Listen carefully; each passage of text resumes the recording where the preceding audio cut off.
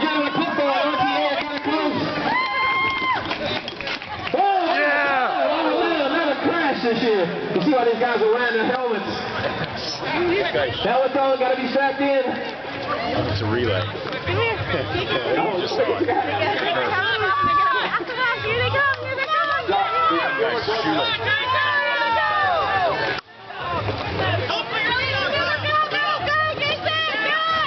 So we got GNI football right now in the lead. RTA's in second place trying to chase them down. Get the helmet on, get it strapped in. Uh-oh, RTA is getting ready to take back over the lead now. RTA back in the lead now. GNI football trying to make a big good return right now in second place.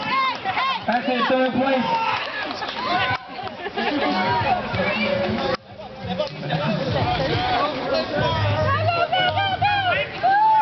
Alright, it's going to be down to the last leg.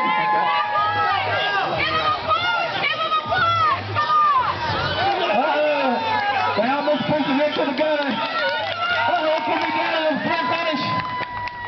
RTA putting in a big dig right at the end.